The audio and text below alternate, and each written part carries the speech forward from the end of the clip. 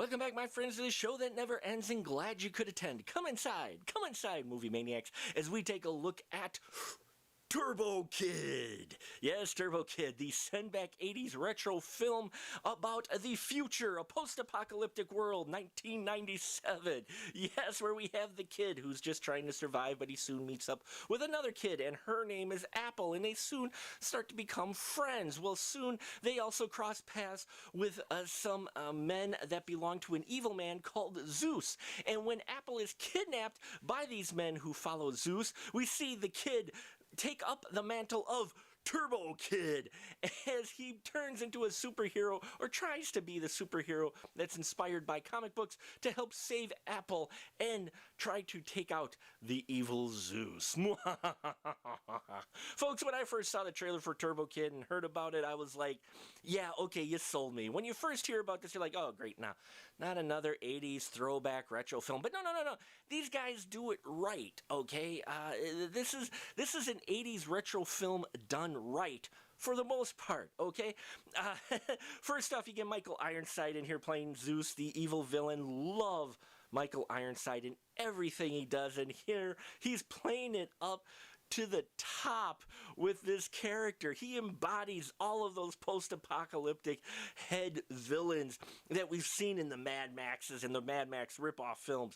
He really embodies that so well, and he's just got the great voice too that just is fitting for a bad guy. So it's great to see him on screen and just eat up the scenes that he's in. Now, another character in here, Monroe Chambers plays the kid. I liked his character all right. He was charismatic enough for you to want to care about him, at least. And I like the backstory they came up with his character as well, as we get that presented in flashbacks, and he was really well prepared. And Zeus got this great right-hand man. He's featured on the poster. He's got this skull mask and this blade that shoots out, and his name's Skeletron, and I love that name. Talk about your 80s send-back name for a villain, right? Really well acted by Edwin Wright. The way he acts with his eyes, because he doesn't get any dialogue, but the way he does things with his eyes and everything really is creepy and is fitting sidekick for the Zeus character. Okay, so I mean, this world they build is just amazing. I did not expect the scope of this film to take what it did. Okay, it was very impressive. That you could tell they put a lot of heart and time into it. They weren't making fun of it. Kung Fury is a great film, don't get me wrong, but it felt a little more tongue-in-cheek, a little bit more, poking a little more fun at the outrageousness of some of those 80s films. And in here, it seems like that they took at least a little bit more heart to your retro 80s film.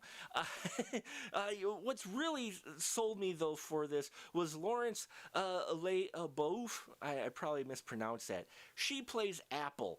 Folks, if there is one reason at all to watch this movie, it is because of her character, Apple. She is the glue that seals this movie together and makes it very, very palatable and acceptable to you in this field of throwback films. I loved her performance in this. I was so attached to that character from the first time we meet her throughout the film.